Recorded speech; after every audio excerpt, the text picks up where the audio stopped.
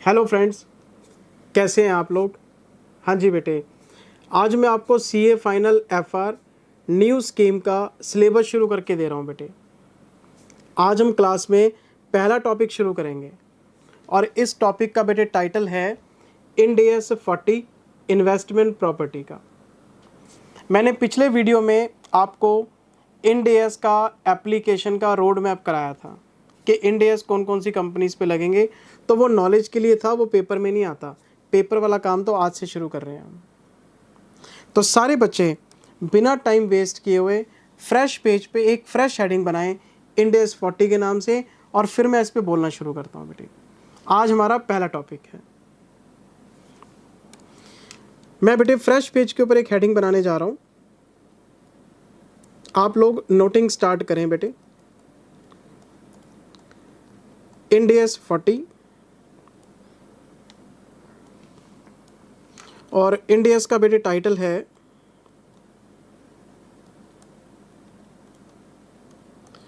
Investment property के नाम से।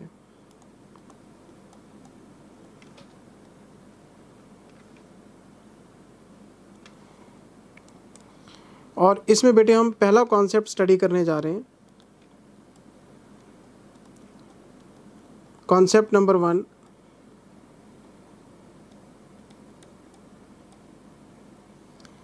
मीनिंग ऑफ इन्वेस्टमेंट प्रॉपर्टी के नाम से।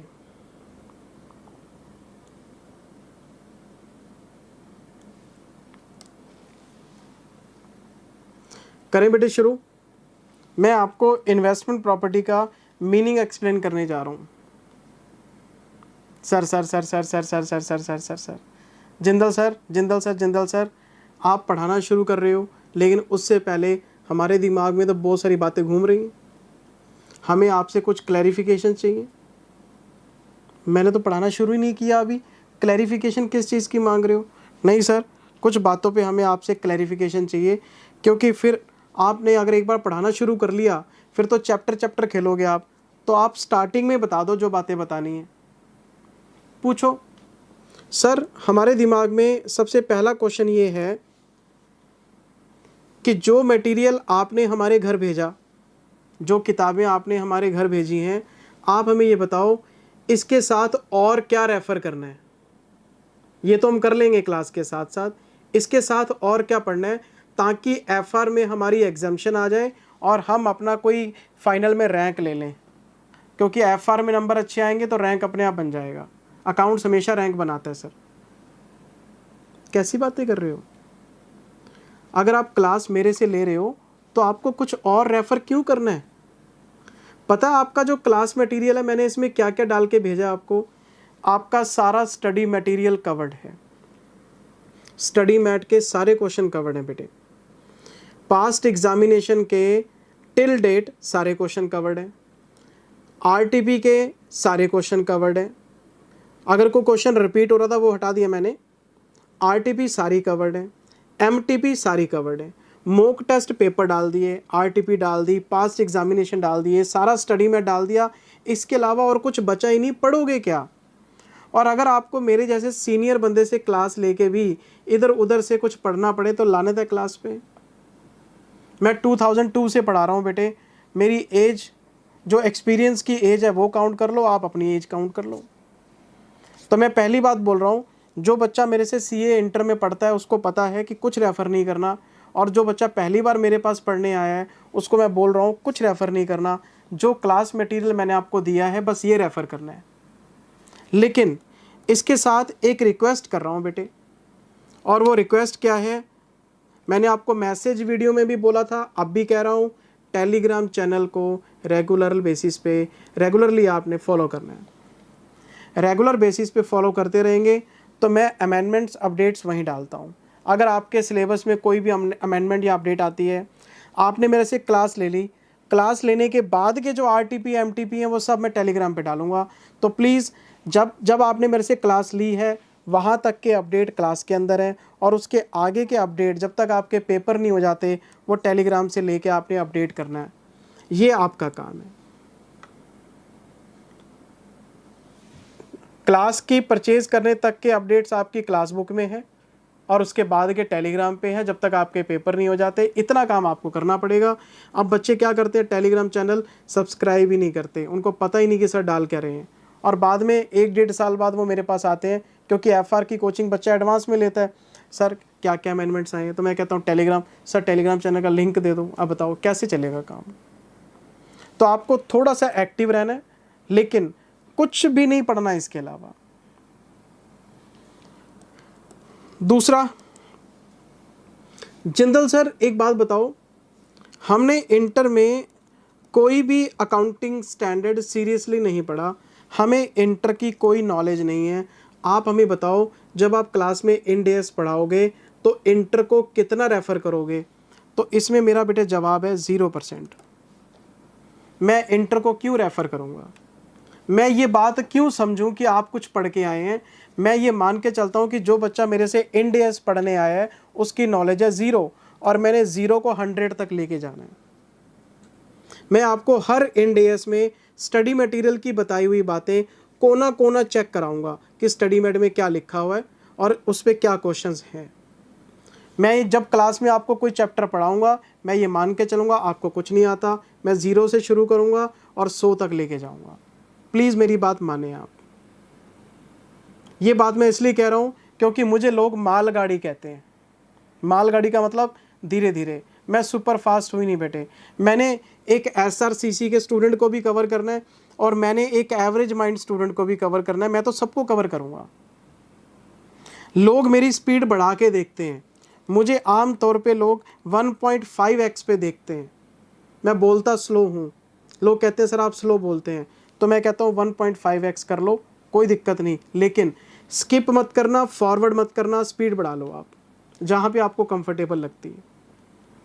मुझे पता है मैं स्लो पढ़ाता हूँ तो आप स्पीड बढ़ा सकते हैं, ऑप्शन है, लेकिन अगर मैं तेज़ पढ़ाऊँगा मुझे स्लो नहीं कर पाओगे आप।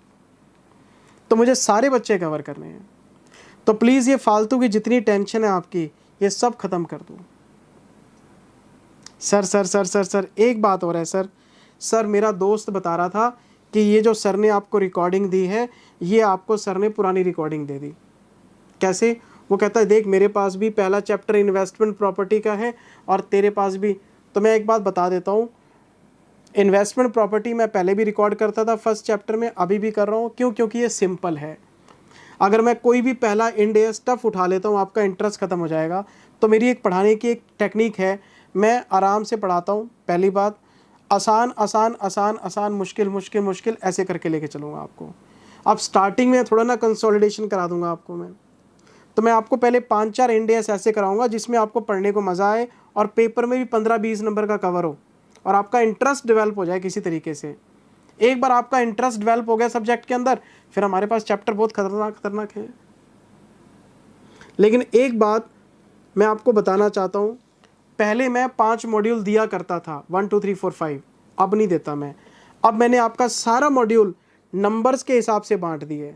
जैसे आप मॉड्यूल नंबर 1 देखें, उसका टाइटल है end S on assets and liabilities, title change, उसके अंदर चैप्टर भी चेंज, और हर मॉड्यूल के ऊपर इंस्टीट्यूट की बताई हुई मार्क्स की वेटेज लिखी हुई है कि ये मॉड्यूल कितने नंबर का है। कोई 10 से 15 नंबर का है, कोई 15 से 20 नंबर का है। जैसे मुझे ICAI ने बताया, मैंने मार्क्स की वेटेज छाप दी। इससे क्या होगा?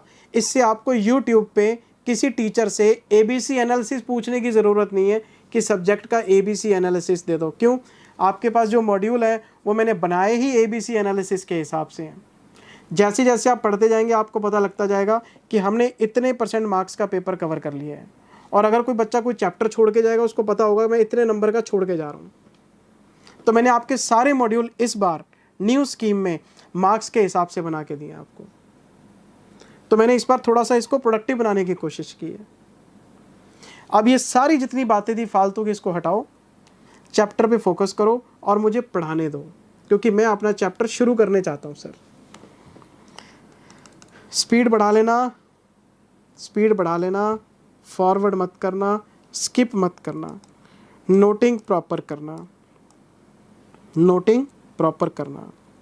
लो जी,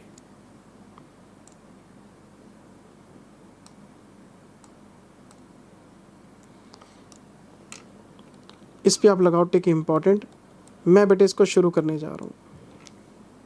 sir sir sir sir sir sir sir sir sir भाई पढ़ाने दो मुझे। नहीं सर, बस लास्ट बात बता दो फिर आप शुरू कर लेना। बोलो सर, आपने शुरू कर लिया इंड एस 40, आपने इंड एस 1 2 3 ऐसे क्यों नहीं शुरू करे सर? इंड एस बेटे कभी भी नंबरिंग से नहीं पढ़े जाते। इंड एस ज़रूरी नहीं है कि आप 1 2 3 4 की सीक्वेंस में पढ़ोगे तभी समझ में आएंगे, नहीं। सारे के सारे इंड एस अलग अलग डिस्कशंस अलग अलग टॉपिक्स पे हैं। कोई भी इंड एस आप कभी भी शुरू कर सकते हैं, क्योंकि हर इंड एस एक अलग टॉपिक डिस्कस करता है। मैं आज क्लास में इंड एस 16 भी शुरू कर सकता था पीपीई पे, 38 भी कर सकता था इंटेंजिबल पे, मैंने 40 शुरू कर लिया। तो आप इंड एस की नंबरिंग मत देखो, आप डिस्कशन देखो कि चैप्टर के अंदर डिस्कस क्या होने वाला है। तो नंबरिंग मत सोचा करो कि सर पहले 40 करा रहे हैं, फिर सर ने 16 करा दिया, फिर सर ने 23। नंबरिंग मत देखा करो, चैप्टर देखा करो आप। मैं जैसे पढ़ाना चाहता हूँ प्लीज़ आप पढ़ लें, मैं एक्सपर्ट हूँ इस चैप्टर का, है ना। आपका काम है पढ़ना, समझना, नंबर लेना, पास होना, कामयाब होना। अब मुझे प्लीज़ प्लीज़ पढ़ाने दो। मैंने सारे आपके डाउट्स क्लियर कर दिए हैं जो दिमाग में आते हैं। मैं इसको शुरू कर रहा हूँ बेटे। सबसे पहला काम है सर, इन्वेस्टमेंट प्रॉपर्टी का मीनिंग क्या है। जिस इंड एस को हम डिस्कस करना चाहते हैं वो है किस चीज़ पे। तो बेटे इन्वेस्टमेंट प्रॉपर्टी का मीनिंग इन्होंने बताया है हमें, ये लैंड हो सकती है, ये बिल्डिंग हो सकती है, या फिर ये दोनों हो सकते हैं, लैंड एंड बिल्डिंग। मतलब इन्वेस्टमेंट प्रॉपर्टी में हम सिर्फ एक ही चीज़ पे डिस्कशन करने वाले हैं और वो है land and building. Investment property का सिंपल मीनिंग है लैंड एंड बिल्डिंग। कौन सी लैंड एंड बिल्डिंग? सारे नहीं कवर होते बेटे ना। लैंड एंड बिल्डिंग का एक स्पेसिफिक ऑब्जेक्टिव है इस इंड एस के अंदर, और वो है या तो ये आपको रेंटल कमा के दे रही है। अगर कोई भी लैंड बिल्डिंग या लैंड एंड बिल्डिंग आपने किराया कमाने के लिए, रेंटल कमाने के लिए रखी हुई है, फॉर अर्निंग रेंटल्स, तो वो इन्वेस्टमेंट प्रॉपर्टी मानी जाएगी। या फिर कोई लॉन्ग टर्म एप्रिसिएशन के लिए आपने रखी हुई है। सर शॉर्ट टर्म एप्रिसिएशन होगा तो वो बताता हूँ, अभी पहले बात पूरी सुनते हैं। कोई भी लैंड एंड बिल्डिंग जिसको आपने रेंटल इनकम के लिए होल्ड किया हुआ है, आपको किराया कमा के दे रही है, या फिर वो आपको लॉन्ग टर्म एप्रिसिएशन कमा के देगी, तो वो आपकी इन्वेस्टमेंट प्रॉपर्टी है। सिर्फ दो ऑब्जेक्टिव है इसके। और अगर आपकी लैंड एंड बिल्डिंग का इन दोनों के अलावा कोई और ऑब्जेक्टिव है तो वो किसी और इंड एस में जाके पढ़ेंगे। वो मैं आपको सारे एग्जाम्पल अभी बताऊंगा। मेरे पास अभी 7 तरह की लैंड एंड बिल्डिंग होगी जो मैं अलग अलग इंड एस में जाके पढ़ूंगा। मैं आपको 7 एग्जाम्पल दूंगा लैंड एंड बिल्डिंग के जो इंड एस 40 में नहीं पढ़ी जाती। इंड एस 40 में सिर्फ वही लैंड एंड बिल्डिंग पढ़ेंगे जिसके दो ऑब्जेक्टिव हैं, या तो वो रेंटल इनकम कमा के देगी या वो लॉन्ग टर्म एप्रिसिएशन कमा के देगी। अब मैं एग्जाम्पल से शुरू करता हूँ, ऐसे मज़ा नहीं आता बेटे। फॉर एग्जाम्पल, कंपनी है एक्स लिमिटेड। इस कंपनी के पास एक कमर्शियल एरिया में शॉप पड़ी है।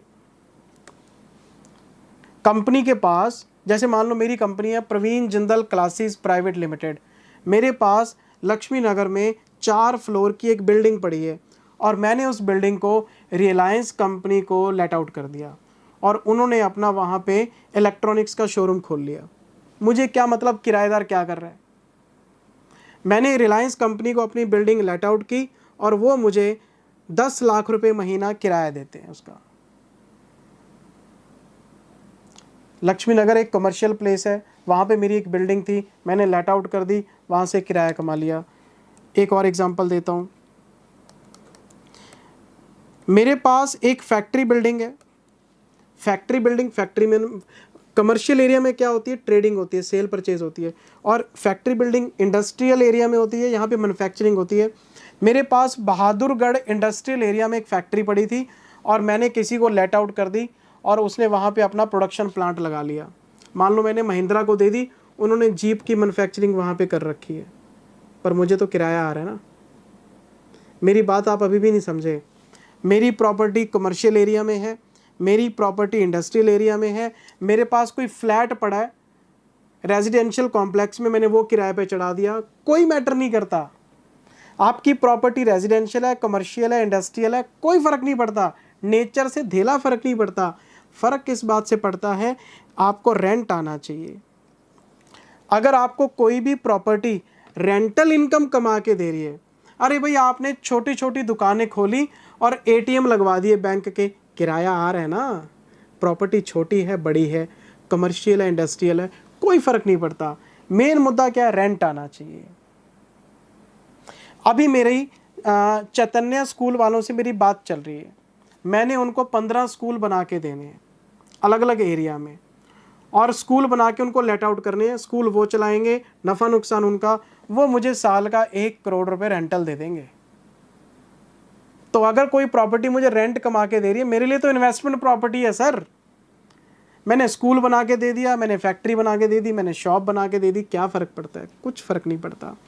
तो यहाँ पे पहली बात समझने वाली है, प्रॉपर्टी की नेचर से फ़र्क नहीं पड़ता, प्रॉपर्टी के रेंटल इनकम से मैटर करता है हमारा। अगर कोई भी प्रॉपर्टी आपको रेंट कमा के देगी, वो आपकी इन्वेस्टमेंट प्रॉपर्टी है और वो इंड AS 40 के दायरे में आएगी। क्लियर है जी बात। नंबर 2, एक और एग्जांपल देता हूँ। मुझे पता लगा कि नेशनल हाईवे 10 पे सरकार का कोई प्रोजेक्ट आने वाला है। मुझे कहीं से पता लगा, मेरे सोर्सेज हैं, मुझे पता लग गया। मैंने आसपास की 10 एकड़ लैंड खरीद ली। मुझे पता है सरकार यहाँ प्रोजेक्ट डालेगी, आसपास की मैंने 10 एकड़ लैंड खरीद के रख ली। अब सरकारी प्रोजेक्ट अनाउंस हो गया, कब लगेगा पता नहीं, लेकिन मैंने लैंड खरीद के रख ली। मुझे पता है इसका रेट बढ़ेगा 2 साल में, 5 साल में, 10 साल में, 15 साल में। जब सरकार का प्रोजेक्ट आ गया, लैंड का रेट बढ़ेगा, मैं बेच दूंगा। मुझे पता लग गया सरकार ने यहाँ एयरपोर्ट पास कर दी है, मैंने एयरपोर्ट के आसपास की काफ़ी सारी लैंड खरीद के रख ली। इसको क्या बोलते हैं, लॉन्ग टर्म एप्रिसिएशन। मेरी बात समझ रही है, long term appreciation, short term appreciation नहीं, लॉन्ग टर्म एप्रिसिएशन। टाइम लगता है, लॉन्ग टर्म का मतलब कम से कम 1 साल से ऊपर तो होना चाहिए, मोर देन 1 ईयर। और वैसे भी रियल एस्टेट सेक्टर में जो ग्रोथ है वो बहुत जल्दी नहीं आती। प्रॉपर्टी के दाम कोई ऐसा नहीं है कि शेयरों की तरह प्लस माइनस होते हैं, प्रॉपर्टी के दाम टाइम लेते हैं बढ़ने के लिए। तो प्रॉपर्टी में जो इन्वेस्टमेंट हम करते हैं एप्रिसिएशन के लिए, वो लॉन्ग टर्म ही होती है। शॉर्ट टर्म का एग्जांपल दूंगा अभी, आप अभी मीनिंग पे फोकस करो। तो इन्वेस्टमेंट प्रॉपर्टी का बड़ा सिंपल मीनिंग है बेटे, लैंड बिल्डिंग और लैंड एंड बिल्डिंग दोनों भी हो सकते हैं। लेकिन इसका ऑब्जेक्टिव क्या होना चाहिए, आपको रेंटल इनकम कमा के दे रही है या आपको लॉन्ग टर्म में एप्रिसिएशन देगी। मैंने DLF के प्रोजेक्ट में एक फ्लैट लेके रख लिया, मैंने रेंट पे नहीं चढ़ाया, मैंने उसको बंद करके रखा हुआ है कि 2, 4, 5 साल में मैं इसको जब रेट बढ़ जाएंगे तब बेचूंगा, एप्रिसिएशन। मैंने किराए पे चढ़ा दिया। भाई इन्वेस्टमेंट प्रॉपर्टी में 2 ही रीज़न होते हैं। सर एक डाउट आ रहा है सर, अभी तो मैंने बोलना शुरू किया। नहीं सर डाउट आ रहा है सर, जवाब दो, बोलो। सर हमारा डाउट ये है कि एक कंपनी है X लिमिटेड, ठीक है, इसके पास सर एक लैंड एंड बिल्डिंग है, बिल्कुल ठीक है सर, इसमें ये अपनी प्रोडक्शन कैरी कर रहा है, प्रोडक्शन ऑफ गुड्स। तो सर इस बिल्डिंग को आप कहाँ कवर करोगे? तो बेटे आप जल्दबाजी कर रहे हैं, आप मेरी बात सुन नहीं रहे। मैंने आपको बोला था अभी कि मैं आपको 7 एग्जाम्पल दूंगा जिसमें लैंड एंड बिल्डिंग होगी लेकिन इंड AS 40 नहीं लगेगा। आप जल्दबाजी कर रहे हैं, आपको क्वेरी नहीं पूछनी चाहिए, आपको फोकस करना चाहिए अभी मेरी एक बात पे कि सर ने हमें ये बोला है इन्वेस्टमेंट प्रॉपर्टी में सिर्फ वही लैंड एंड बिल्डिंग आती है जो या तो किराया कमा के देगी रेंटल इनकम, या फिर लॉन्ग टर्म में एप्रिसिएशन कमा के देगी, दाम बढ़ेंगे और बेच देंगे। इसके अलावा कोई भी लैंड एंड बिल्डिंग 40 के दायरे में नहीं आती, वो किसी दूसरे इंड एस में पढ़ेंगे। तो आपकी जो क्वेरी है वो उसी से रिलेटेड है। तो ऐसा करता हूँ, मैं आपको पहले वो बातें बता ही देता हूँ। एग्जाम्पल नंबर 1 सुनते जाना, आप नोटिंग वोटिंग सब बाद में करेंगे। मैं आपको लैंड एंड बिल्डिंग के कुछ ऐसे केसेस बताता हूं जो 40 में नहीं आते। आपको लगेगा कि यार है तो लैंड एंड बिल्डिंग, नहीं, ऑब्जेक्टिव का डिफरेंस होगा। पहला एग्जाम्पल, साफ साफ लिखा हुआ है, साफ साफ कहां, इंड एस 40 में लिखा हुआ बेटे। अगर कोई भी लैंड एंड बिल्डिंग आप नॉर्मल कोर्स ऑफ बिजनेस में यूज कर रहे हैं, मेरी बात पे ध्यान देना, अगर कोई भी लैंड एंड बिल्डिंग आप नॉर्मल कोर्स ऑफ बिजनेस में यूज कर रहे हैं, नॉर्मल कोर्स ऑफ बिजनेस का मतलब प्रोडक्शन और सप्लाई ऑफ गुड्स और सर्विसेज, गुड्स की प्रोडक्शन होती है, सर्विसेज को सप्लाई करते हैं। अगर कोई भी लैंड एंड बिल्डिंग आपके नॉर्मल कोर्स ऑफ बिजनेस में यूज हो रही है वाइल प्रोड्यूसिंग द गुड्स और सप्लाइंग द सर्विसेज, तो वो आपकी इन्वेस्टमेंट प्रॉपर्टी नहीं है।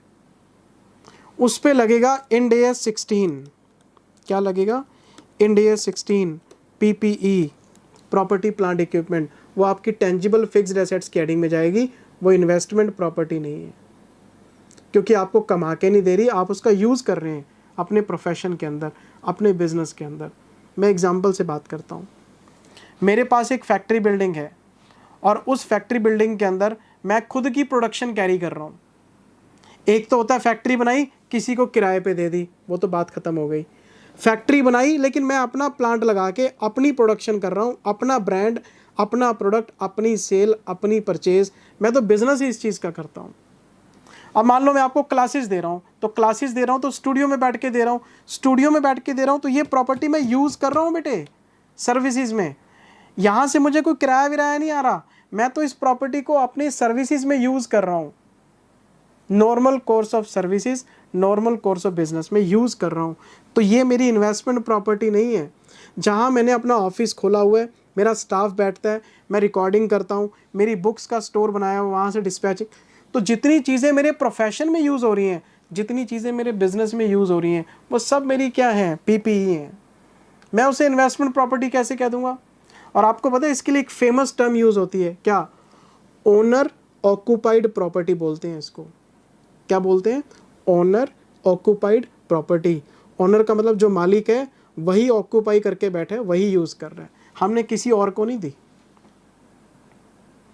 तो अगर कोई भी लैंड एंड बिल्डिंग, अब मान लो एप्पल ने अपना हेडक्वार्टर बनाया हुआ एक बिल्डिंग के अंदर, तो एप्पल उसे अपने बिजनेस में यूज़ कर रहे हैं ना, वो उसके लिए PPE है। इतनी सारी कंपनीज है बेटा इंडिया में, इतने लोगों ने अपने अपने काम करने के लिए जगह बनाई हुई है, सब PPE है।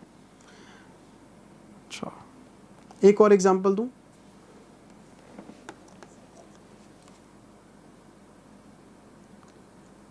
DLF का नाम सुना आपने? क्या बात कर रहे हो सर, DLF को कौन नहीं जानता? DLF क्या है? रियल एस्टेट कंपनी है। DLF क्या करता है? शॉपिंग मॉल बनाता है, शॉप्स काटता है, बेच देता है। DLF क्या करता है? 500, 700, 1000 फ्लैट्स की एक सोसाइटी बनाता है, ग्रुप हाउसिंग करता है, फ्लैट बेच देता है। अब मुझे बताओ, जो DLF है ये प्रॉपर्टी बनाता है, बेच देता है, प्रॉपर्टी बनाता है, बेच, ये इसका क्या है? ये इसका ऑर्डिनरी कोर्स ऑफ बिजनेस है। तो इसके लिए जो प्रॉपर्टी है वो इन्वेंट्री का काम करती है। क्या काम करती है? इन्वेंट्री। और हम इस पे लगाएंगे इंड एस 2। अगर कोई लैंड एंड बिल्डिंग मेरे बिजनेस में यूज़ हो रही है तो वो PPE है, और अगर मैं उसको सेल करने का काम शुरू कर देता हूँ और वही मेरा नॉर्मल कोर्स ऑफ बिजनेस है तो इंड एस 2 लगेगा। तो ये जितने भी बिल्डर्स हैं, ये जितनी भी रियल एस्टेट कंपनीज हैं, ये प्रॉपर्टीज़ डेवलप करती हैं और उसको नियर फ्यूचर में बेच देती हैं, तो उनके लिए वो स्टॉक बन जाता है, वो इन्वेंट्री है। 40 नहीं लगेगा। 40 लगाने के लिए रेंटल इनकम या एप्रिसिएशन का ऑब्जेक्टिव होना चाहिए आपका। तो यहाँ पे हमारा ऑब्जेक्टिव क्या है? बिजनेस में, प्रोफेशन में यूज़ करना। बिना ऑफिस के आप कैसे काम चलाओगे बताओ। और अगर आप उस चीज़ को बेचने का काम शुरू कर देते हैं डीएलएफ की तरह, वो इन्वेंट्री बन जाती है। लेकिन इसमें एक एक्सेप्शन है, एक छोटा सा एक्सेप्शन बताता हूँ आपको। जो बच्चे दिल्ली में रहते हैं, क्योंकि मैं तो दिल्ली बेस्ड हूँ, तो उनको ये बात ज़्यादा समझ में आएगी। दिल्ली में वसंत कुंज नाम का एक एरिया है और वहाँ पे डीएलएफ ने एक मॉल बनाया है डीएलएफ एम्पोरियो के नाम से। उसका नाम है डीएलएफ एम्पोरियो मॉल और उसके अंदर सारे लग्जरी ब्रांड्स हैं, गुच्ची, वर्साचे, बर्बरी, जितने भी लग्जरी ब्रांड्स हैं टॉप मोस्ट सारे वहाँ पे हैं। और आपको पता है डीएलएफ ने उस शॉपिंग मॉल की एक भी शॉप को सेल नहीं किया, उसने इन सारे ब्रांड्स को लेट आउट किया और अच्छा खासा किराया कमाता है। डीएलएफ ने नोएडा में एक डीएलएफ मॉल ऑफ इंडिया बनाया और उसकी मैक्सिमम शॉप्स को होल्ड कर लिया और बड़े बड़े ब्रांड्स को उसने लेट आउट किया हुआ है। तो यहाँ पे इंड एस 40 पता है क्या कहता है? कहते हैं एक रियल एस्टेट कंपनी अगर कोई प्रॉपर्टी डेवलप करती है और उसकी इंटेंशन बेचने की नहीं है, लेट आउट करने की है, तो फिर वो 40 के दायरे में आ जाएगा। अगर तो डीएलएफ ने मॉल बनाया और बेच दिया, कहानी खत्म, इन्वेंट्री इंड एस 2। मतलब मैं एक मॉल बना रहा हूँ, मैंने पूछा डीएलएफ से क्या करोगे, कहते मैं तो बेचूंगा, तो वो इन्वेंट्री के दायरे में आएगा। मैंने डीएलएफ से पूछा तुम इतना लग्जरी मॉल बना रहे हो क्यों, कहता मैं बड़े बड़े ब्रांड्स को लेट आउट करूंगा। तो डीएलएफ के पास बहुत सारी प्रॉपर्टीज़ ऐसी भी हैं जो उन्होंने बनाई लेकिन बेची नहीं, उन्होंने लेट आउट कर रखी हैं। तो जितनी प्रॉपर्टीज़ उन्होंने लेट आउट की हुई हैं वो उनकी बैलेंस शीट में इन्वेस्टमेंट प्रॉपर्टी की तरह ट्रीट की जा रही होंगी और उन पे इंड एस 40 लग रहा होगा। जिन प्रॉपर्टीज़ को डीएलएफ बेचने के इरादे से बना रहा है वो इन्वेंट्रीज में डील हो रही होंगी, और जिस बिल्डिंग में डीएलएफ ने ऑफिस खोल रखा अपना, उनका स्टाफ बैठता है, वो 16 के दायरे में प्रॉपर्टी प्लांट इक्विपमेंट में कवर हो रही होंगी। तो बिल्डिंग देखो एक है लेकिन ऑब्जेक्टिव के हिसाब से एप्लीकेशन बदल गया उसका। तो ये बातें आपको ध्यान रखनी पड़ेंगी बेटा नॉलेज के हिसाब से। आप किसी क्लाइंट का ऑडिट करने जाते हैं, आपको लैंड एंड बिल्डिंग वेरीफाई करनी है, तो आपको देखना पड़ेगा इसका ऑब्जेक्टिव क्या है। किराया कमा रहे हो, चल 40, खुद यूज़ कर रहे हो, चल 16, और अगर आपने इसको नियर फ्यूचर में बेच देना है, आप तो काम ही ये करते हो, आप तो रियल एस्टेट कंपनी हो, तो इन्वेंट्रीज। अभी तो एग्जाम्पल 2 हुए हैं। जिंदल सर आपने तो बोला था 7 तरह के एग्जाम्पल हैं। हाँ बेटे मैंने 2 बताए हैं, अभी 5 और बताऊंगा, अभी टोटल 7 हैं। मैं तीसरे एग्जाम्पल पे जा रहा हूँ। तीसरा एग्जाम्पल, बात ध्यान से सुनना प्लीज। अगर कोई भी लैंड या बिल्डिंग एग्रीकल्चरल एक्टिविटीज में यूज हो रही है, किसमें? एग्रीकल्चरल एक्टिविटीज में। एग्रीकल्चरल एक्टिविटीज में आप एग्रीकल्चर का काम करते हैं, आपके पास कोई एग्रीकल्चरल लैंड है या एग्रीकल्चरल एक्टिविटीज में आपकी कोई छोटी मोटी बिल्डिंग भी इन्वॉल्व है। अगर आपने कोई फार्म हाउस बना रखा है, एक आपने कभी 25, 30, 50 एकड़ का कोई अगर लैंड देखा हो ना, तो उसके बीच में एक छोटा सा मकान भी बना होता है। मेरी बात समझ रहे हैं? अगर कोई भी land and building agricultural activities में यूज हो रही है तो हम इस पे लगाएंगे इंड एस 41। इस पे क्या नहीं लगता? इंड एस 40 नहीं लगता, 41 की गाइडेंस में चलेंगे क्योंकि एग्रीकल्चरल पे 41 है। Sir sir sir sir sir sir Jindal sir ये तो रेफरेंस ही बड़ी आ रही है। तो इंड एस में है क्या बेटे? रेफरेंस का तो खेल है, आपको ये सारी रेफरेंस ध्यान में रखनी पड़ेगी, यही तो नॉलेज है। कराने को तो मैं आपको इन्वेस्टमेंट प्रॉपर्टी आधे घंटे में करा दूं एक फ्लो चार्ट बना के, पर फ्लो चार्ट काम नहीं करेगा। आपको व्यू तो दे देगा लेकिन आप चीज़ों को समझ नहीं पाएंगे, रिटेन नहीं कर पाएंगे। पॉइंट नंबर 4, अगर कोई भी land and building extraction purpose के लिए यूज हो रही है, एक्सट्रैक्शन, हाँ जी, ऑयल के लिए, कोई खनिज तेल, खनिज पदार्थ, नेचुरल गैसेस, उसके लिए आप कुछ एक्सट्रैक्शन कर रहे हैं लैंड के अंदर, आपके पास कोई ज़मीन है, उसके नीचे कोई अंडरग्राउंड रिसोर्स है और आप उसे एक्सट्रैक्ट कर रहे हैं, तो इस तरह की जो लैंड है इसको डील करेगा इंड AS 106 में जाके पढ़ो।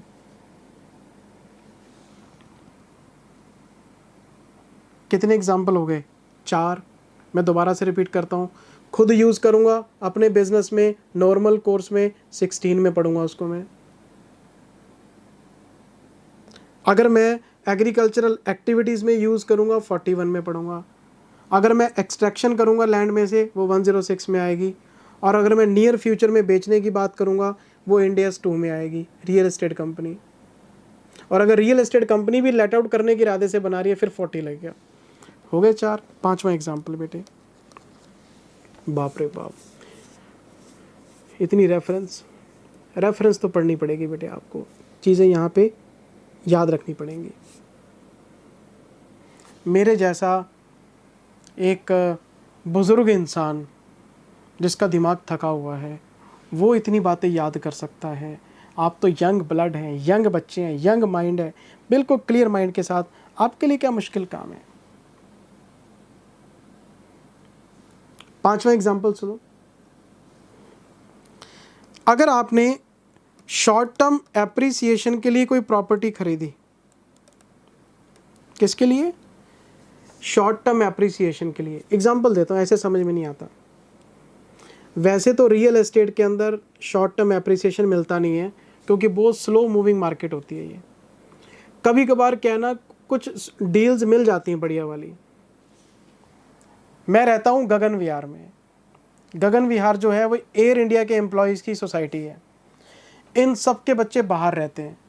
जब बच्चे फॉरेन कंट्री में रहते हैं तो माँ बाप को भी साथ ले गए, सब NRIs हो गए। यहाँ पे बहुत सारे प्लॉट्स पड़े हैं NRIs के। अब एक NRI को अपनी प्रॉपर्टी बेचनी है, ठीक, उसको पेमेंट चाहिए वाइट में। लोगों के पास वाइट होता नहीं, हमारा सारा काम होता है वेबसाइट के थ्रू। मेरे पास ब्लैक है नहीं, वाइट ही वाइट है। मैंने NRI को बोला जी आपकी प्रॉपर्टी है 10 करोड़ की, आपको पूरा वाइट चाहिए, 7.5 करोड़ ले जाओ, अभी चेक दे देता हूँ। मैंने 7.5 करोड़ में मेरी प्रॉपर्टी ली, मार्केट में 10 करोड़ की बेच दी। और मेरा जो उसमें कैपिटल जो इनकम टैक्स के हिसाब से लॉस आया वो मैंने अपनी बुक्स में रखा हुआ, एक सेपरेट कंपनी बनाई हुई है कि फ्यूचर में जब कभी गेन होगा तो सेट ऑफ कर लेंगे, देख लेंगे आगे। मेरी बात समझ रही है? मेरा मैं मैनेज कर लेता हूँ। 7.5 करोड़ की प्रॉपर्टी मिली, 10 करोड़ की बेची, 2.5 करोड़ निकाल लिए। लेकिन ऐसे जो डील्स हैं ये रेगुलर बेसिस पे तो नहीं मिलते, ये तो आपका शॉर्ट टर्म एप्रिसिएशन है। और इस तरह की एक्टिविटीज़ वही लोग करते हैं जो एक्टिव होते हैं मार्केट के अंदर। एक आम इन्वेस्टर को इन चीज़ों का नहीं पता होता, ना उसे मतलब होता है। शॉर्ट टर्म एप्रिसिएशन कमाने के लिए आपके पास स्पेयर फंड्स भी होने चाहिए। तो लोग जो इस तरह का काम करते हैं वो इस तरह की डील्स पे नज़र बना के रखते हैं। तो यहाँ पे इसको बोला जाता है कि भैया इंड AS 2 में ले जाओ इसे आप। क्यों? ये आपका नॉर्मल कोर्स ऑफ बिजनेस ही माना जाता है, ये आपकी प्रोफेशनल एक्टिविटी है। तो शॉर्ट टर्म एप्रिसिएशन पे 40 नहीं लगता बेटे, ये बात ध्यान रखना। इस तरह के जो डील्स हैं कभी कभार मिल जाते हैं। तो मैं इस तरह का काम कर सकता हूँ, मैं करता हूँ, तभी मेरी नज़र बनी रहती है। इसलिए इसको रेगुलर एक्टिविटीज़ में काउंट किया गया है और ये आपकी इन्वेंट्रीज का काम करता है, जैसे एक रियल एस्टेट कंपनी करती है। मैंने एक प्रॉपर्टी खरीदी, औने पौने दामों में ले ली, पड़ी है, बैलेंस शीट में दिखेगी तो मैं उसे इन्वेंट्री मानूंगा, मैं प्रॉपर्टी नहीं मानूंगा। क्या मैं इसको अपने बिजनेस में यूज़ कर रहा हूँ? नहीं, तो 16 नहीं लग सकता। क्या मैं इसको नियर फ्यूचर में बेचूंगा? हाँ, नियर फ्यूचर की वजह से इंड AS 2 लगा रहा हूँ मैं इसके ऊपर। एग्रीकल्चरल यूज़ है नहीं, कोई ऑयल एक्सट्रैक्शन हो नहीं रहा, तो एक ही कैटेगरी बचती है इंड AS 2। तो यहाँ से एक बात समझ आओ, हम इंड AS 40 में लॉन्ग टर्म एप्रिसिएशन की बात करेंगे, शॉर्ट टर्म एप्रिसिएशन की बात नहीं करेंगे। एग्जाम्पल नंबर 6, एक कंपनी है बेटे एक्स लिमिटेड, कंपनी है एक्स लिमिटेड। इनके पास बेटे एक फैक्ट्री है और ये फैक्ट्री है बेटे पानीपत में।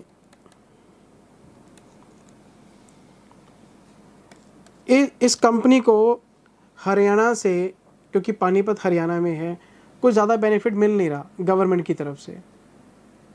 तो इन्होंने क्या किया, अपनी फैक्ट्री को रीलोकेट कर दिया यूपी में। अपनी फैक्ट्री को हरियाणा से निकाल के यूपी में ले गए।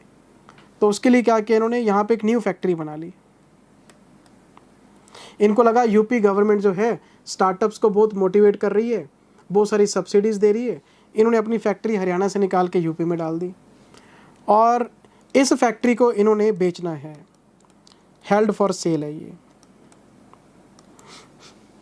तो ये लैंड एंड बिल्डिंग, लेकिन क्या है, हेल्ड फॉर सेल है। तो इस पे लगता है इंड AS 105। और पता है आपको इंड AS 105 का टाइटल क्या है, non current assets held for sale. आप पहले यूज़ कर रहे थे लेकिन अब आप उसको बेचना चाहते हैं। तो अगर आपके पास लैंड एंड बिल्डिंग पहले यूज़ में थी लेकिन अब आप उसको बेचना चाहते हैं, वो 40 में नहीं आएगी, वो 105 में दिखेगी आपको। चलें आगे। अच्छा, ये तो 16 में आएगी। ये तो ऑनर ऑक्यूपाइड प्रॉपर्टी है, जो नई फैक्ट्री बनाई है यूपी में। तो फैक्ट्री बनाई है तो मैं इसको यूज़ करूँगा अपने नॉर्मल कोर्स में, तो ये तो 16 के दायरे में आएगी ना। अच्छा, मैं आ गया 7वें एग्जाम्पल में। बिजनेस में यूज़ करूँगा 16 लगेगा, नियर फ्यूचर में बेचूंगा 2 लगेगा, एग्रीकल्चर में यूज़ करूँगा 41 लगेगा, एक्सट्रैक्शन में यूज़ करूँगा 106 लगेगा, हेल्ड फॉर सेल है, बेचना चाहता हूँ 105 में। Non current assets held for sale पे भी इंड AS बना हुआ है, और ये आपके मॉड्यूल 1 में पढ़ाऊंगा आपको। 7वां एग्जाम्पल, अगर कोई कॉन्ट्रैक्टर है बेटे और कॉन्ट्रैक्टर की कोई बिल्डिंग WIP है, कॉन्ट्रैक्टर के पास एक बिल्डिंग है और उस पे काम चल रहा है अभी। कॉन्ट्रैक्टर में और DLF में क्या फ़र्क है, DLF एक बिल्डर है, एक रियल एस्टेट कंपनी है। पहले वो लैंड परचेज करते हैं, अपनी लैंड पे अपने कंट्रोल में, अपने डिज़ाइन पे, अपने हिसाब से काम करते हैं। लेकिन कॉन्ट्रैक्टर क्या होता है, कॉन्ट्रैक्टर होता है ठेकेदार। ये कस्टमर से कंस्ट्रक्शन का कॉन्ट्रैक्ट लेता है। साइट किसकी है, कस्टमर की, बना के कौन देगा, कॉन्ट्रैक्टर। कॉन्ट्रैक्टर अपने हिसाब से काम नहीं करता, कस्टमर के हिसाब से काम करता है। कस्टमर की लैंड, कस्टमर के डिज़ाइन, काम ये करके देगा। तो अगर इसका कोई भी कॉन्ट्रैक्ट WIP में है, कंस्ट्रक्शन का काम चल रहा है अभी, तो इस तरह की बिल्डिंग पे लगता है Ind AS 115, revenue from customer. तो जो कॉन्ट्रैक्टर है, जो उसका काम चल रहा है अभी, इस तरह के WIP को 115 में डील करेगा। तो आप देख लो लैंड एंड बिल्डिंग को डील करने के लिए कितने सारे इंड AS हमारे पास हैं, लेकिन हम इनमें से कोई भी अभी नहीं पढ़ेंगे। क्यों? क्योंकि मैंने शुरू किया है इंड AS 40।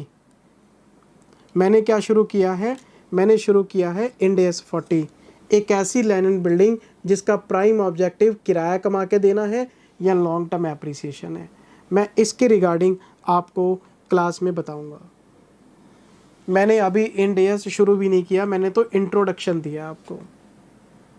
अब आप सोच रहे होंगे सर इसमें क्या क्या पढ़ेंगे हम।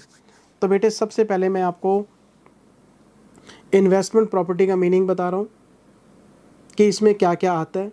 फिर मैं आपको लिखवाऊंगा इसमें क्या क्या नहीं आता। फिर मैं आपको बताऊंगा मेरे पास और कौन से इश्यूज़ हैं जो आपके नॉलेज में होने चाहिए, इतनी नॉलेज से काम नहीं चलने वाला। फिर मैं आपको बताऊंगा इन्वेस्टमेंट प्रॉपर्टी खरीदने के क्या क्या तरीके हैं, कैश में खरीदेंगे, उधार खरीदेंगे, एक्सचेंज करेंगे, क्या करेंगे। फिर मैं आपको इसका मेजरमेंट बताऊंगा कि प्रॉपर्टी आपने खरीद ली, इसको मेंटेन कैसे करेंगे, repair and maintenance, depreciation, impairment. अच्छा, कल को आपने प्रॉपर्टी का कोई यूज़ चेंज कर दिया, आज किराए पे दे रखी थी, आपने सोचा नहीं अब किराए पे नहीं देंगे, हम तो बिजनेस में यूज़ करेंगे, तो इस केस में क्या। मेरे पास इतने मुद्दे हैं बताने के लिए, इतने सारे क्वेश्चंस है कराने के लिए, आपको मज़ा आएगा। 0 से लेके 100 तक लेके जाऊंगा और एक वादा करता हूँ, जो मैं आपको लगन से इन्वेस्टमेंट प्रॉपर्टी पढ़ा रहा हूँ उसी लगन से फिनेंशियल इंस्ट्रूमेंट भी पढ़ाऊँगा। मैंने ये सारे चैप्टर बेटे पढ़े हुए हैं, इतने सालों से पढ़ा रहा हूँ।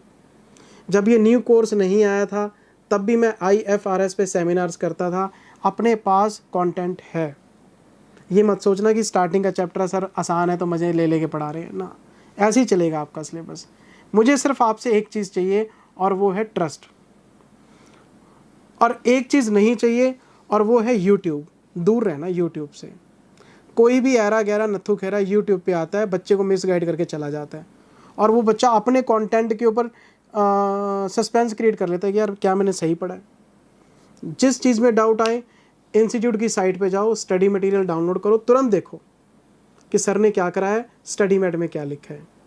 अगर स्टडी मैट के हिसाब से पढ़ा है ओके रिपोर्ट है, और अगर स्टडी मैट में नहीं है, कोई क्या बोल रहा है कोई फ़र्क नहीं पड़ता, क्योंकि पेपर बनना है स्टडी मैट के हिसाब से। तो लिखिए बेटा, सारे बच्चे नोटिंग करो बेटे प्लीज़। हमारे लिए हमारा जो स्टडी मैट है ना बेटे, एक CA स्टूडेंट के लिए इंस्टीट्यूट का बनाया हुआ study material Gita, Quran, Bible है CA स्टूडेंट के लिए। लिखिए ज़रा,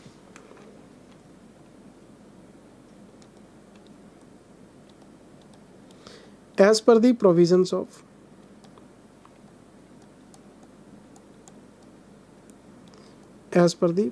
of India's 40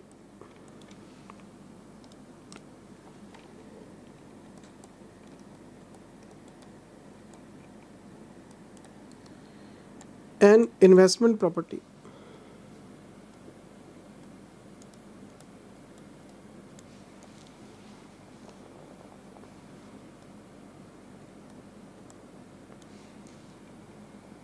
means land, building, or both,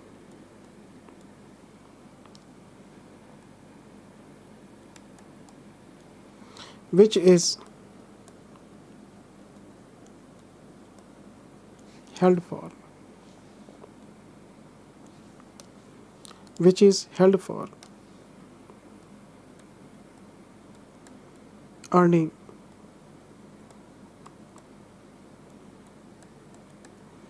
rental income or for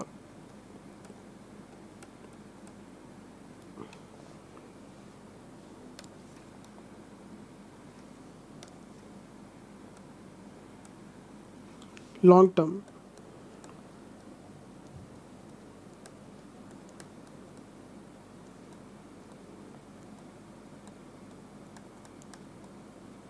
capital appreciation. अब बच्चा कई बार पूछ लेता सर ये कैपिटल एप्रिसिएशन क्या चीज़ है। अब बेटे एक बात बताओ ना, मैंने एक प्रॉपर्टी खरीदी 5 करोड़ की, उसकी मार्केट वैल्यू हो गई 50 करोड़, बताओ मेरी वेल्थ बढ़ेगी कि नहीं बढ़ेगी? वेल्थ बढ़ेगी तो कैपिटल अपने आप ही बढ़ेगी। तो प्रॉपर्टी के दाम बढ़ने से आपकी कैपिटल एप्रिशिएट हो जाती है, लेकिन लॉन्ग टर्म होनी चाहिए। यहाँ पे लिखिए एक नोट में,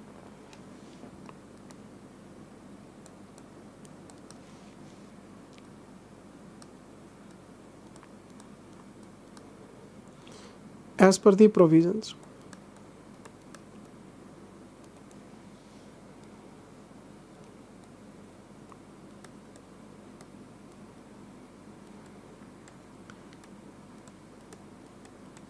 nature of property does not matter.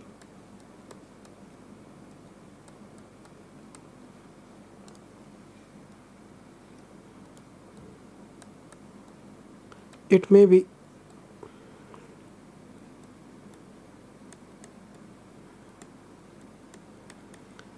a residential property,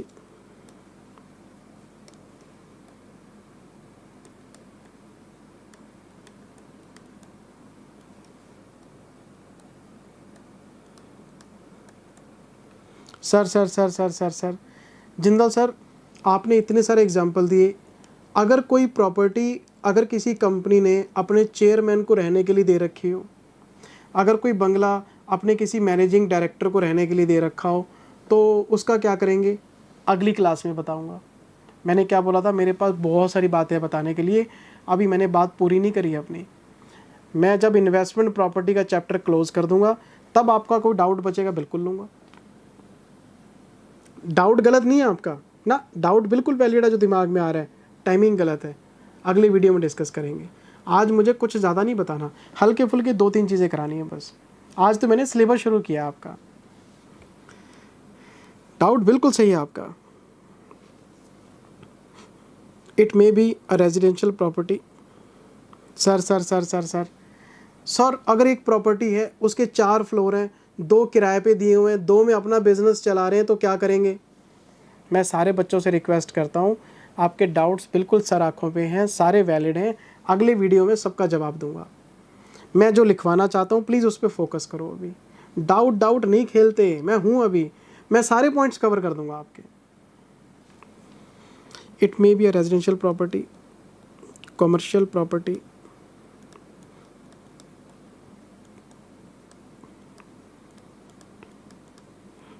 और इंडस्ट्रियल प्रॉपर्टी।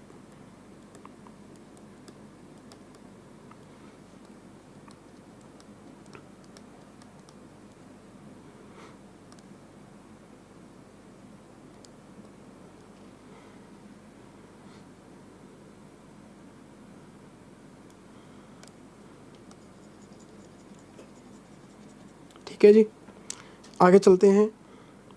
एक हेडिंग बना के दे रहा हूँ,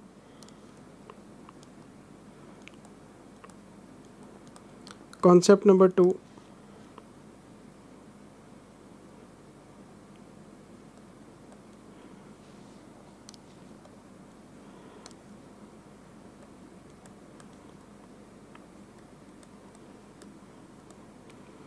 out of scope.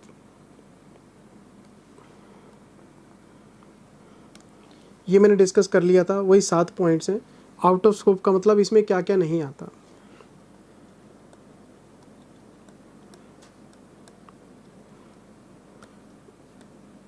As per the provisions of Ind AS 40,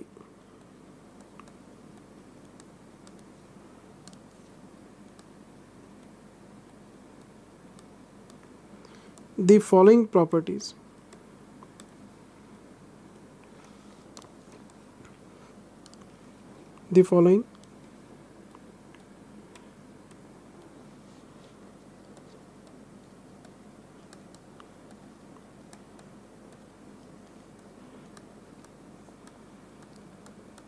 are not covered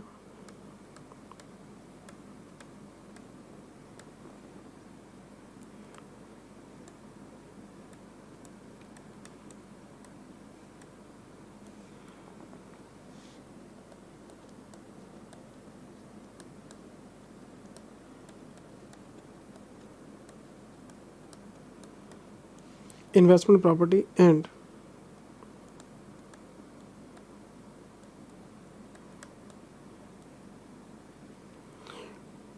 we will apply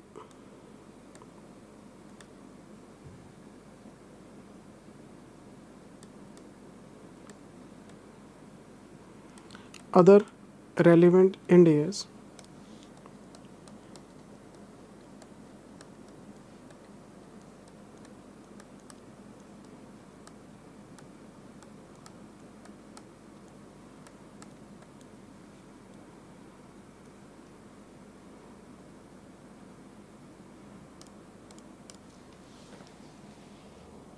चलें बेटे आगे।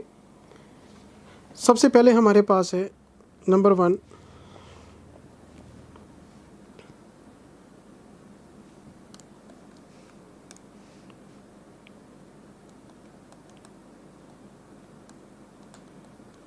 Ind AS 16।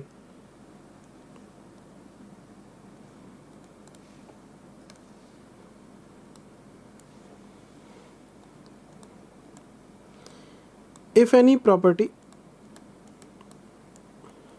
is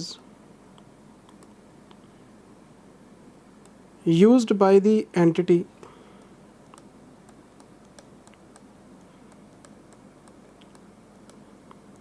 itself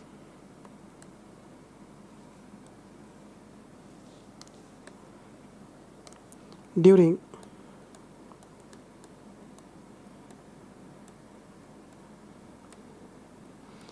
normal course of business.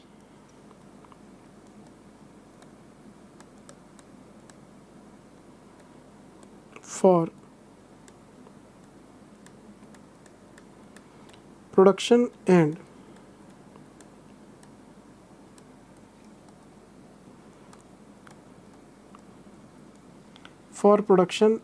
supply of goods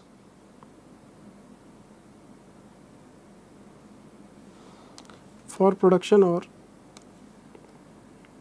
supply of goods or services.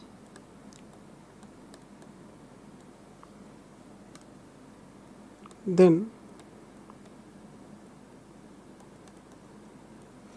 we will discuss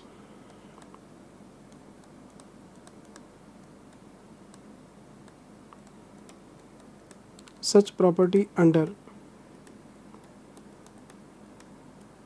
Ind AS 16.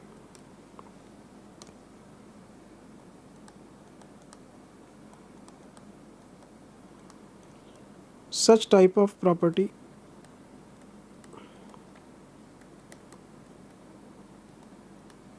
is also called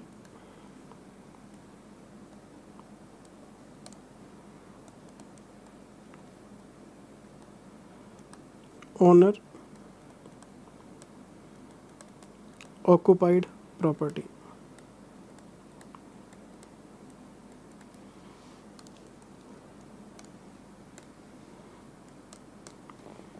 second point में आते हैं बेटे।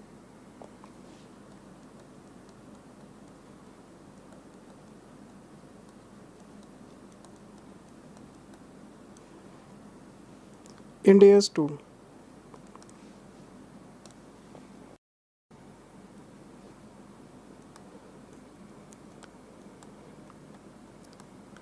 If any property is developed by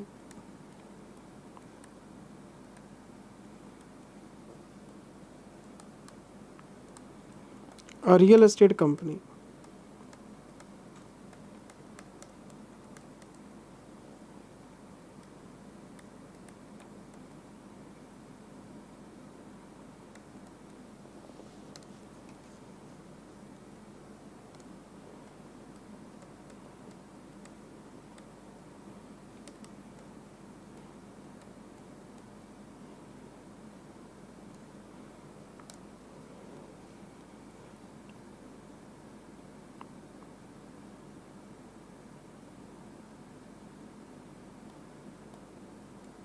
for sale in near future, then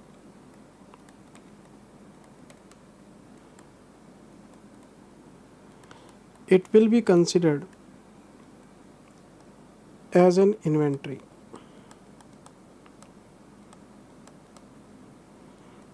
under Ind AS 2। लेकिन मैंने आपको एक exception बताई थी कि DLF ने कुछ मॉल्स ऐसे भी बना रखे हैं जो बेचे नहीं है, लेट आउट कर रखे हैं बड़े बड़े ब्रांड्स को। तो अगर लेट आउट करेगा, किराया कमाएगा, फिर 40 में आ जाएगा, क्योंकि बेचा नहीं उसने उसको। तो इसमें एक नोट भी लिखवाना है मुझे।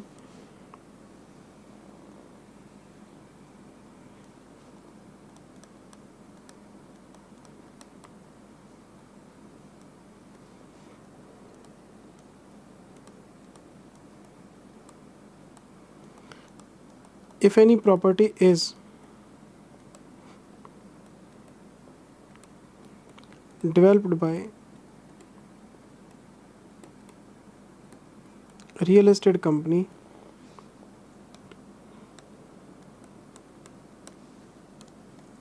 for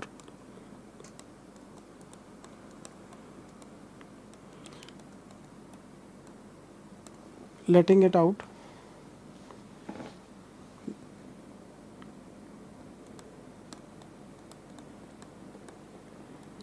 instead of sale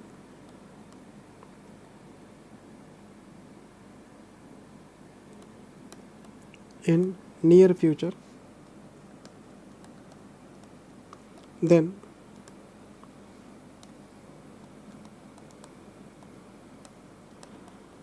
India's 40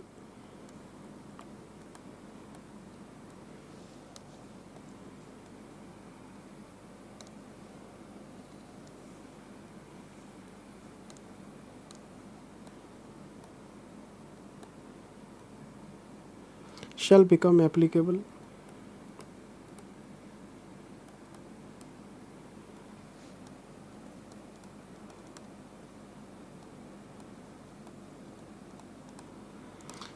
ये हमें देखना पड़ेगा कि ऑब्जेक्टिव क्या है। बेचना ऑब्जेक्टिव है तो अलग इंडियस है, लेटिंग आउट है, किराए पे देनी है तो अलग अलग इंडियस है। सारा खेल ही इंटेंशन का है बेटे। तीसरा एग्जांपल क्या था?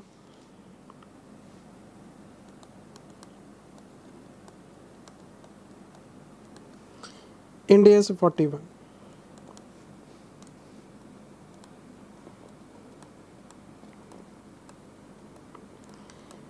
If any property is used for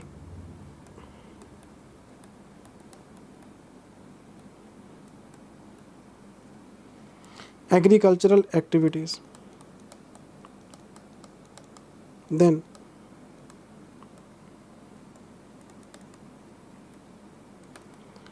we will discuss it under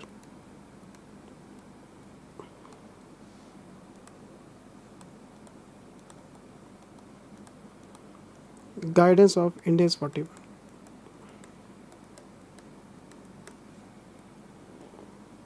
Fourth,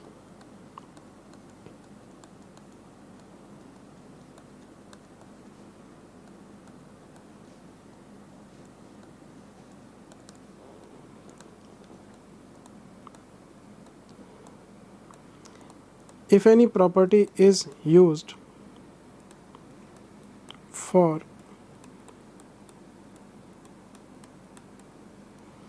extraction of oil, ores, or any other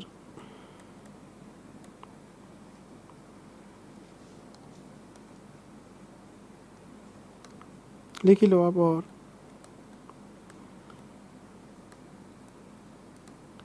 natural gases, then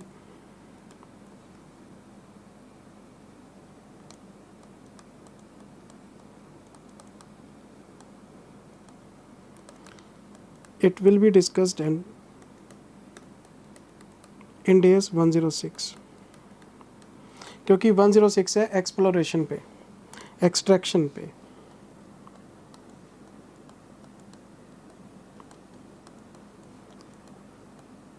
India's 105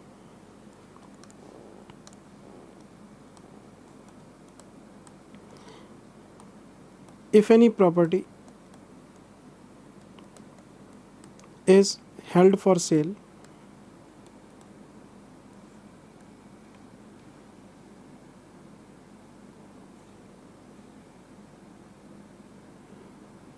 but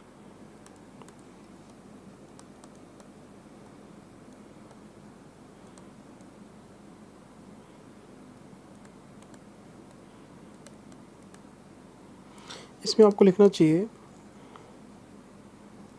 if any property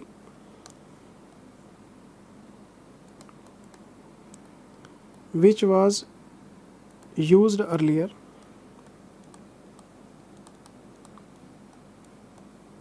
but now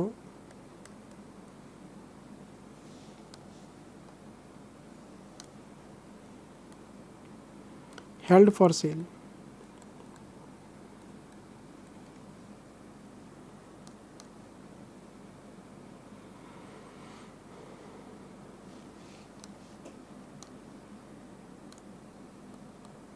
then we will apply India's 105. मेरे पास बेटे page ख़त्म हो गया, मैं अगले page पे जा रहा हूँ। अगर आप नोटिंग के लिए पीछे हैं तो मुझे पॉज कर सकते हैं, है ना। मैं अगले पेज पे जा रहा हूँ। मैं इसका टाइटल लिखवा रहा हूँ आपको, non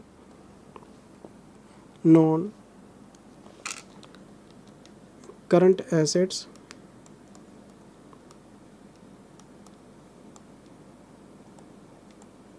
held for sale.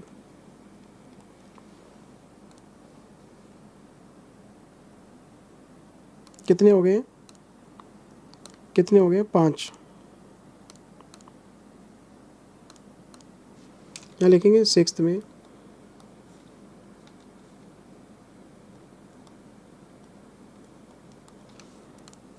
Ind AS 2 फिर आएगा।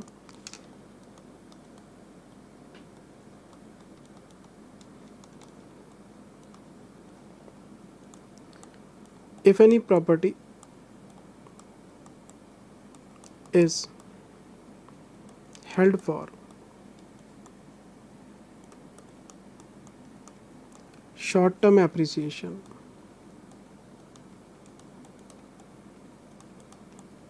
then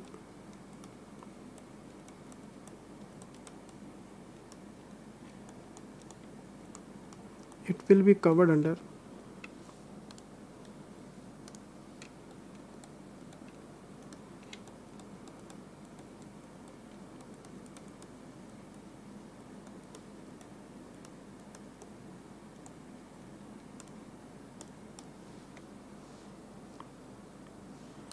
as inventory।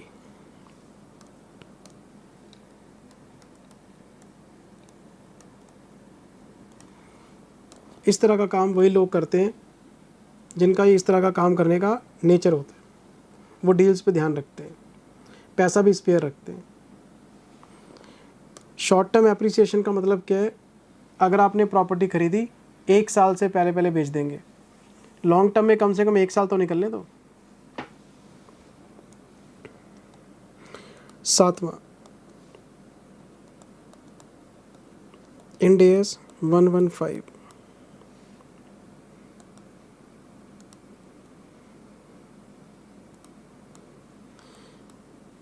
If any construction WIP is held by a contractor, then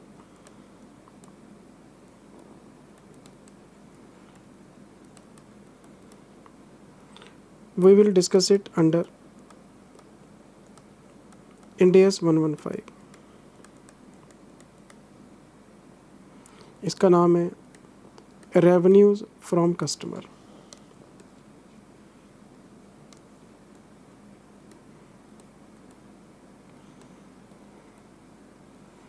revenues from customers.